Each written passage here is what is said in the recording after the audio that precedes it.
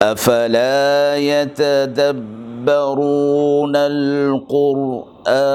ام على قلوب اقفالها، تو کیا یہ لوگ قرآن میں غور نہیں کرتے یا دلوں پر قفل لگ رہے ہیں؟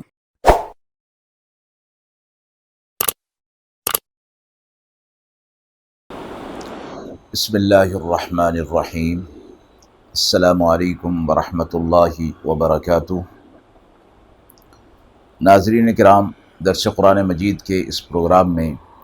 آج ہم سورۃ النساء کی آیت نمبر 47 کا ترجمہ اور تفسیر آپ حضرات کی خدمت میں پیش کر رہے ہیں۔ اعوذ باللہ من الشیطان الرجیم، بسم اللہ الرحمن الرحیم۔ يا أيها الذين أوتوا الكتاب آمنوا بما نزلنا مصدقا لما معكم من قبل أن نطمس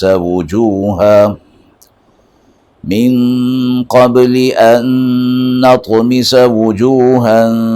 فنردها على أدبارها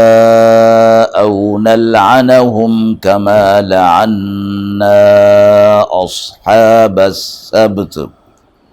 وكان أمر الله مفعولا۔ آیت مبارکہ کا ترجمہ ملاحظہ فرمائیں۔ اے کتاب والو، ایمان لاؤ اس پر جو ہم نے نازل کیا، جو تصدیق کرتا ہے اس کتاب کی جو تمہارے پاس ہے، قبل اس کے کہ ہم مٹا ڈالیں بہت سے چہروں کو، پھر الٹ دیں انہیں پیٹھ کی طرف، یا لعنت کریں ہم ان پر جیسے ہم نے لعنت کی اصحاب سبت پر، اور اللہ کا حکم تو ہو کر ہی رہتا ہے۔ آیت مبارکہ میں خطاب اہل کتاب کو فرمایا گیا ہے، اور اس اہل کتاب سے مراد یہاں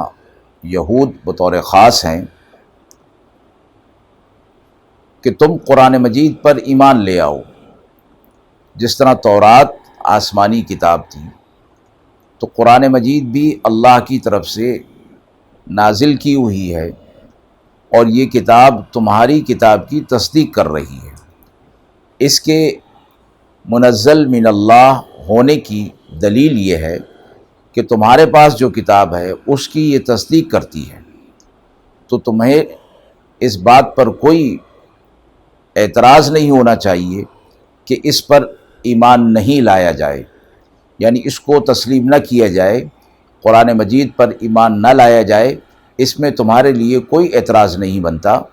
چونکہ یہ کتاب تمہاری اپنی کتاب کی تصدیق کر رہی ہے۔ اور پھر تنبیہ کے طور پر فرمایا گیا کہ تم اس پر ایمان لے آؤ، من قبل ان نطمس وجوہا،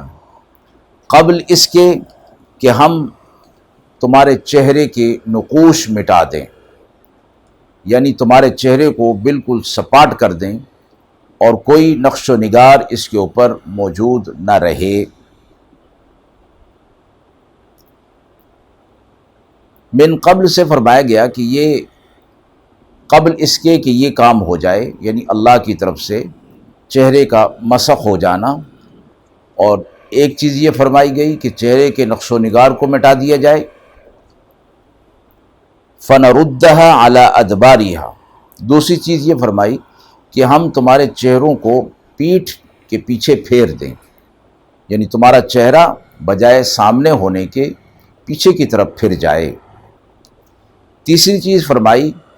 کہ ہم تم پر لعنت کریں، اور ایسی لعنت جیسا کہ ہم نے اصحاب سبت پر کی تھی۔ یہ تین چیزوں کا ذکر اس آیت مبارکہ میں ارشاد فرمایا گیا، اور ان کو مخاطب کر کے کہ قرآن مجید پر ایمان لے آؤ، ورنہ تمہارے ساتھ یہ ہوگا۔ اللہ کی طرف سے 3 عذابات کا ذکر اس آیت مبارکہ کے اندر فرمایا گیا، اور یہ فرمایا کہ یہ چیز کب ہوگی کہ دنیا کے اندر بھی یہ اللہ کی طرف سے شکلوں کا مسخ ہونا ہو چکا، اور او نلعنہم کما لعنا اصحاب السبت میں اسی طرف اشارہ ہے کہ جس طرح کہ ہم نے لعنت کی تھی اصحاب سبت پر، اور یہ اصحاب سبت ہفتے والے دن مراد ہیں، اور یہ بھی ایک یہود کی جماعت تھی کہ جنہیں اللہ رب العزت نے ہفتے کے دن مچھلی کے شکار سے منع فرمایا تھا، اور ان کے لیے ایک آزمائش اور امتحان تھا، لیکن وہ اس میں پورے نہیں اترے تو اللہ رب العزت نے ان پر لعنت فرمائی، اور اس کا ذکر سورہ بقرہ میں بھی گزر چکا کہ اللہ کی طرف سے ان پر یہ عذاب آیا کہ بندر اور خنزیر بنا دیے گئے، اور پھر چند دنوں کے بعد وہ اس دنیا سے انہیں مٹا دیا گیا، ان کی نسل آگے نہیں چلی۔ جو بعض لکھنے والے مصنفین نے اس بات کو لکھا کہ اس وقت جو بندر کی نسل ہے وہ انہی میں سے ہے، یہ خنزیر کی جو نسل چل رہی ہے وہ انہی میں سے ہے، تو فرمایا کہ اس کی کوئی حقیقت نہیں اور اس کا کوئی ثبوت قرآن و حدیث سے نہیں ملتا، بلکہ بندر اللہ رب العزت کی طرف سے الگ مخلوق پیدا کی گئی، اسی طرح خنزیر بھی الگ پیدا کیا گیا، اور وہ بطور عذاب کے جو ان پر ہوا تھا شکلوں کا مسخ ہونا، تو فرمایا کہ وہ بطور عذاب تھا اور اس کے بعد انہیں مٹا دیا گیا۔ رہی یہ بات کہ اس آیت کے اندر جو فرمایا گیا تو اس کا مفسرین فرماتے ہیں کہ یہ آخرت میں ہونے والا ہے، اور یہ عذاب کی شکل آخرت میں ہونے والی ہے، اور من قبل سے یہ بھی فرمایا گیا کہ ہو سکتا ہے کہ دنیا کے اندر بھی ان کے ساتھ ایسا معاملہ ہو جائے، اور پھر ان کو اصحاب سبت کی ایک مثال دی گئی کہ جو ان کی تاریخ میں یہ بات موجود تھی کہ اصحاب سبت کے ساتھ یہ واقعہ پیش آیا تھا، تو فرمایا کہ اس طرح بھی تمہارے ساتھ یہ معاملہ ہو سکتا ہے، یعنی ان پر بھی لعنت ہوئی تھی دنیا کے اندر تو ان کی شکلیں مسخ ہو گئی تھیں۔ آپ صلی اللہ علیہ وسلم نے اللہ رب العزت سے دعا فرمائی تھی کہ اللہ میری امت میں اختلاف پیدا نہ ہو، تو یہ دعا قبول نہیں ہوئی، البتہ یہ دعا آپ صلی اللہ علیہ وسلم کی قبول ہو گئی کہ اللہ میری امت کی شکلیں مسخ نہ فرمانا، تو اللہ رب العزت نے آپ صلی اللہ علیہ وسلم کی یہ دعا قبول فرمائی، اور شکلیں مسخ نہیں ہوتی، لیکن استثنائی صورت میں اللہ کی طرف سے کوئی عذاب کی صورت ہو تو اس میں شکلیں مسخ ہو سکتی ہیں۔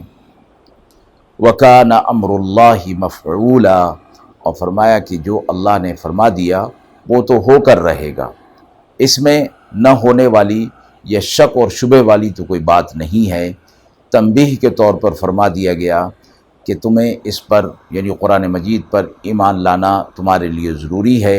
اللہ کا حکم پورا ہوگا، پھر اس وقت تمہارے لیے سوا حسرت اور افسوس کے کچھ باقی نہیں رہے گا۔ وآخر دعوانا ان الحمد للہ رب العالمین۔